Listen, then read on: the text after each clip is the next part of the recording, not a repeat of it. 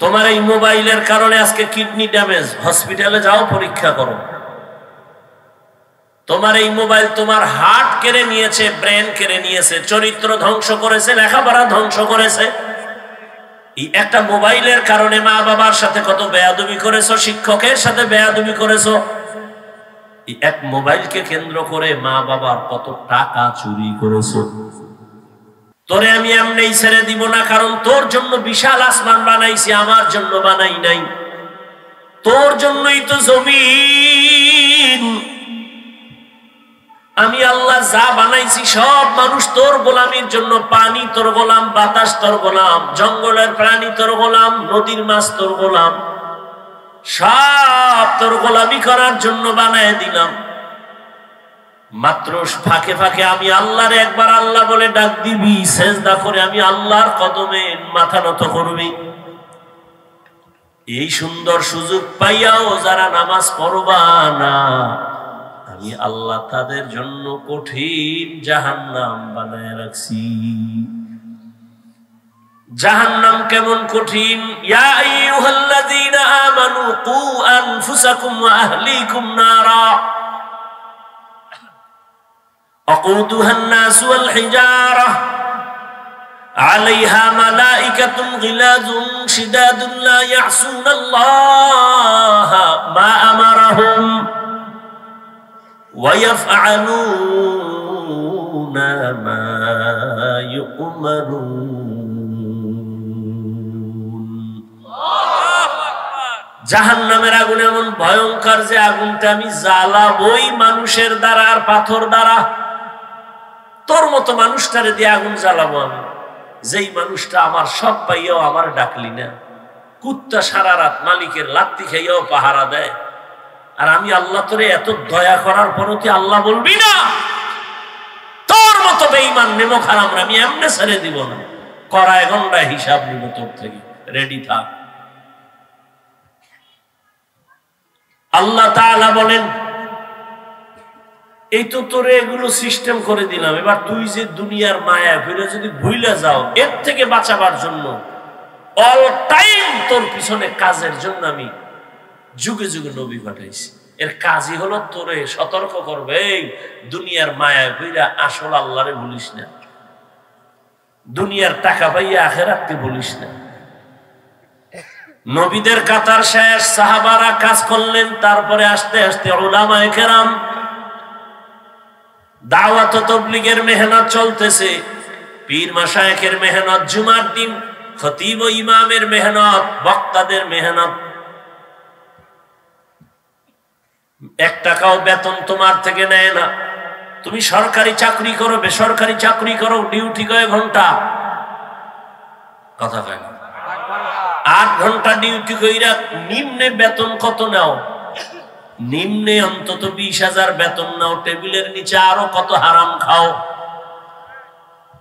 অথচ তোমার পাশে বাড়ির ইমাম সাহেব কয় ঘন্টা ডিউটি? কথা কও, বেতন কত? পিডাফিডি ছাড়া সমাধান করার কোন পথ আছে? মানুষ এত বড় জালেম হয় কেন? এত বড় জালেম হয় কিভাবে? 8 ঘন্টা ডিউটি করে 20,000 টাকা নেয় বেতন, তাও ডিউটির মধ্যে করে চুরি, টাইম মতো অফিসে যায় না, গেছে 8টার ডিউটি 9টায়, 1 ঘন্টার বেতন হারাম তোর জন্য। গেছো 8টায়, আসছো 3টায়, 4টা পর্যন্ত ডিউটি করো না, 1 ঘন্টার বেতন হারাম। এরপরও বেতন নিছো সাইন দিয়া 20,000 টাকা, এরপরে ডান বামে হারাম খাইছো আরো কত। আর 24 ঘন্টা ইমাম সাহেবকে মসজিদে গোলামের মতো খাটাইয়া বেতন দাও 5,000।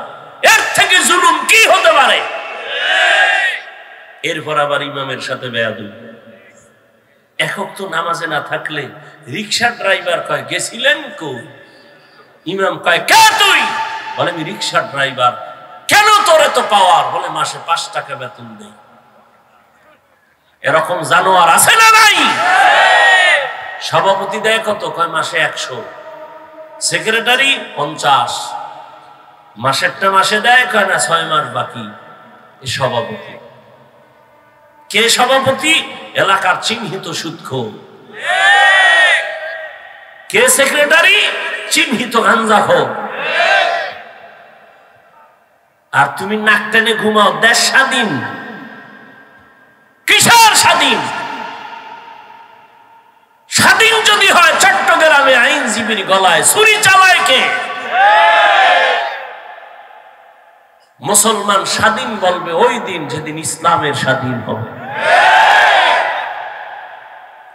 মুসলমান স্বাধীন বলে নাক টেনে ঘুমাবি স্বাধীন। এদেশের মসজিদ আর মাদ্রাসার কমিটিতে সুদখোর বেনামাজি থাকবে না যেদিন। আল্লাহ হেদায়েত দান করুন। আমিন। ইয়া আইয়ুহাল্লাযীনা আমানুত্তাকুল্লাহ ওয়া কুনু মা'আস সাদিকিন। আল্লাহর ভয় তাকওয়া অন্তরে জমা করো, আর আল্লাহর প্রিয় বান্দা যারা সাদিকিন সত্যবাদী তাদের বন্ধু হয়ে থাকো। ও কলিজার যুবক, পর্দার আড়ালের মা বোনেরা, বৃদ্ধ বাবাজিরা, এতক্ষণ যে আমি আপনাদের বয়ান শুনাইছি একবারও বলি নাই তুমি স্কুল কলেজ বন্ধ করে মাদ্রাসায় ঢুকে যাও। আমি পাস করলি টুপিওয়ালা, তুমি পাস করলি মাথায় দাও, না হয় জাহান্নামে যাইবা বলি নাই। আমি কওমি মাদ্রাসার সন্তান, তুমি কওমি মাদ্রাসায় যদি না যাও জাহান্নামে যাইবা বলি নাই। আমি দাওয়াত ও তাবলীগের লাইনের সন্তান, আমি পীরের মুরিদ, একবারও বলি নাই যে পীরের কাছে না গেলে তুমি গোমরা হয়ে যাইবা। বরং আমি বলতে চাই, ও যুবক বাবা, তুমি স্কুলে পড়ো আলহামদুলিল্লাহ, দোয়া করে গেলাম। কলেজে পড়ো, চাকরি করো, ব্যবসা করো, ডাক্তার হও, ইঞ্জিনিয়ার হও, প্রফেসর হও, দোয়া করি। তবে বেয়াদব হইও না। তোমার ব্যবহারে কোনোদিন যেন মা বাবা কষ্ট না পায়। এ যুবক, তোমার ব্যবহারে কখনো যেন শিক্ষক কষ্ট না পায়। হাত উঠাইয়া বরদোয়া করা লাগে না। তোমার কথায় কষ্ট পেয়েছি, এটাই বরদোয়া। তোমার কথায় আমার দিল খুশি, এটাই দোয়া। যুবক, কোনদিন তোমার আচরণে যেন আলেমের অন্তরে কষ্ট না যায়। তাহলে তুমি ডাক্তার হলেও তোমার জীবন সফল, তুমি ইঞ্জিনিয়ার হলেও সফল হবে। মা বাবার দোয়া, শিক্ষকের দোয়া, উলামায়ে কেরামের দোয়া ছাড়া আল্লাহর কসম কোনদিন সফলতা আসবে না তোমার। ডাক্তার হইতে পারো, সফলতা আসবে না। বিনিময়ে জুতা খাইয়া তাসলিমার মতো পালাইতে হবে। আর যদি আদব রাইখা ডাক্তার হও, তাহলে মরিয়া গেল তোমার নামে ইতিহাস লেখা হবে, দোয়ার ইতিহাস, সম্মানের ইতিহাস। কবি নজরুলের গুণগান গাও, কত গর্ব করো। কবি নজরুল, তোর মতো সারা রাত মোবাইলে আকাম করলে কবি নজরুল হতে পারত না। সারাটা রাত মোবাইলে অন্যায় করে করে চেহারাটা নষ্ট করে ফেলেছো, খবর নাই। ঠান্ডা মাথার খুনির নাম মোবাইল। ও ঠান্ডা মাথায় তোরে খুন করতেছে, তোর খবর নেই। লিখে রাখ, যা বলে গেলাম। পাগল ছাগলের মতো বলি না, পাগল ছাগলের মতো তুমি বলতে পারো, কারণ তুমি অল টাইম আল্লাহর হালাল খানার থেকে নাপাক খাও। তোমার মাথা নষ্ট হতে পারে, কোরআনওয়ালার মাথা নষ্ট না।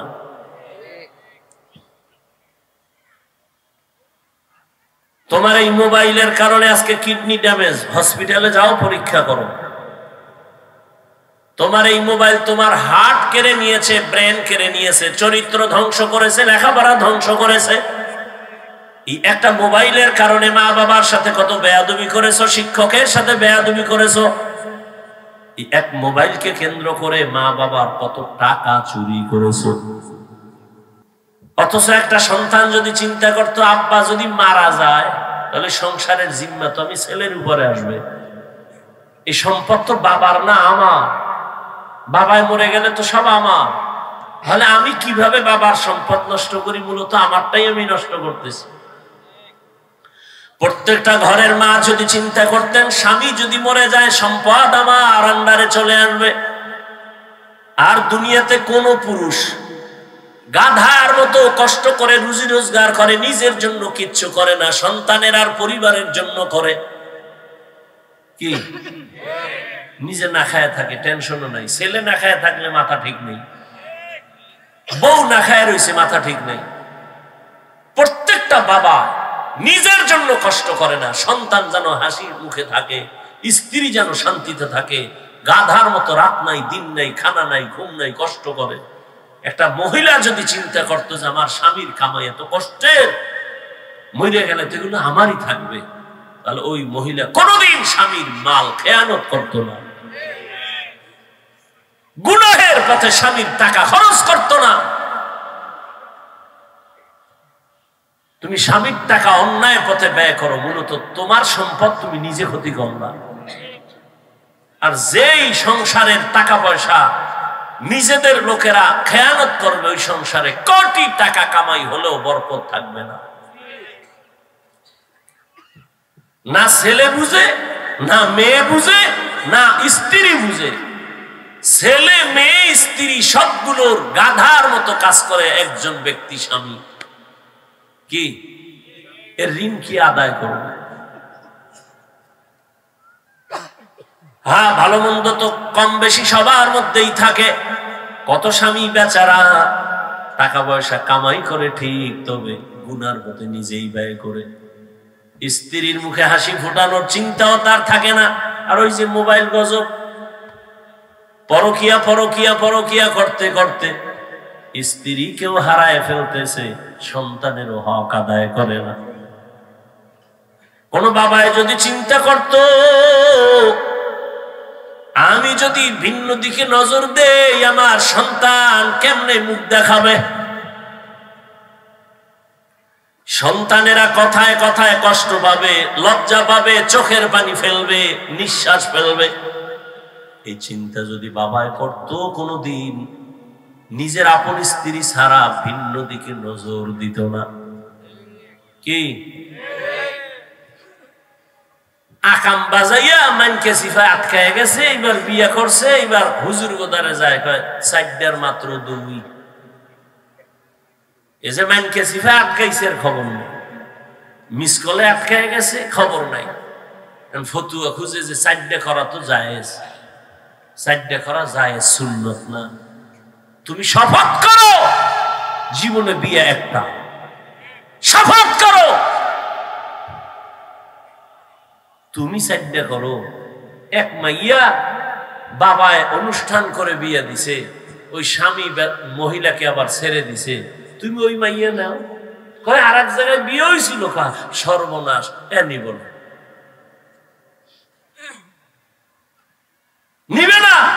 হালাল ভাবে বিয়ে হয়েছে এক জায়গায়, ওখান থেকে স্বামী ছেড়ে দিয়েছে, এই মহিলাটাকে বিয়ে করবে, একটা কলঙ্ক লাগাই দিছে। আর এক বিয়ে হয়েছে, নেওয়া যাবে না। সব জায়গায় ভেজাল। বাংলাদেশে ওই পরিবেশন যে তুমি সাইডে লয়ে ঘুরবা, একটার হক আদায় করতে পারো না, মাইয়া পোলার হক আদায় করতে পারো না, তুমি সাইডার স্বপ্ন দেখো কিভাবে? তোমার এত টাকা, কি হবে তোমার টাকা দিয়ে যদি আল্লাহর ভয় না থাকে, ইনসাফ না থাকে? একজনে সাইড বিয়ে করছে, জিগায় ভাই তুমি সাইডোটার হক আদায় করো। করি কেমনে? ছোট বউয়ের সাথে রাত্রে থাকি আর বাকি 3টার সাথে মোবাইলে যোগাযোগ রাখি, হক আদায় করো। বাংলাদেশ ওই পরিবেশ নয়। সন্তানের অভিশাপ লাগতেছে বাবার উপরে, নিঃশ্বাস ফেলতেছে সন্তানগুলো। কোন দিকে যাব? মহিলাও ঝামেলা আছে না বিভিন্ন সংসারে, মহিলাদের মধ্যেও ঝামেলা। আর এই সব মূলে এই জাহান্নামের ফ্যাক্টরি মোবাইল। ইদানিং কালে এটা ঢুকছে। আর বেপর্দা, যতদিন পর্দা রক্ষা হবে না ততদিন জিনার রাস্তা বন্ধ করা যাবে না। এটা হলো এক শব্দ হলো দর্শন, আর এক শব্দ হলো ধর্ষণ। ধর্ষণকে বন্ধ করতে হলে দর্শনকে বন্ধ করতে হবে। দর্শন বন্ধ হবে তো ধর্ষণ বন্ধ হবে। দর্শন বন্ধ করো, চোখের চাহনিকে কন্ট্রোল করো, জিনার থেকে সমাজ উপকৃত হবে, বেঁচে যাবে। কে বলবে এই কথা, শুনবে কে? এগুলো মুখে আনতেও লজ্জা লাগে। আল্লাহ হেদায়েত দান করুন। সর্বোপরি সব বয়ানের মূল কথা হলো তোমার জীবনকে ফুলের মতো গড়ার জন্য একটাই সমাধান, এ জমিনে যারা আল্লাহর প্রিয় গোলাম, আল্লাহওয়ালা, তাদের বন্ধু হও, এছাড়া কোনো সুযোগ নেই। মুরব্বি মানতে যাইও ঠিক থাকা যায় না। তুমি মুরব্বি যদি নাই মানো, তোমার উপায় কি? গরুটার মুখের মধ্যে কাবার লাগাই দিছে, মালিক রশিদের হাতে রাখছে, এরপর ডাইনে ধাক্কা মারে, বামে ধাক্কা মারে, ধান টান দেয়। এবার যখন মুহে পারে না, রাস্তা দিয়ে হাঁটতেছে, এক বেচারার একটা বালতি থুইছে, জিনিস সহ ওটারে পাও দিয়ে লাথি মেরে ফালাই দিছে, জিদ দিয়ে খাইতে পারি না, তোরেও খাইতে দেবো না। তাহলে রশি দিয়ে আটকাইয়াও গরুটারে রাখতে পারে না। আর যে গরু এমনি ছাইরে দেয়, এটারে কেমনে কন্ট্রোল করবে? বুঝে না আমার দেশের উলামায়ে কেরাম। খাঁটি আল্লাহওয়ালাদের নেক নজরে থাইকেও সঠিক পথে ঠিক থাকা যায় না। আর যারা কোনো আল্লাহওয়ালা মানেই না, এদের উপায় কি? উল্টা নিমক হারামের মতো ফতুয়াবাজি করে, মানুষকে বিভ্রান্ত করে, কয় ওলিয়া উলিয়া লাগে না। জামানার সব থেকে বড় কাজ্জাব যারা বলে ওলিয়া উলিয়া মানি না, ওরা ভণ্ড, ওরা বাতিল। এদেরকে যারা বাতিল বলে না, তারাও বাতিল।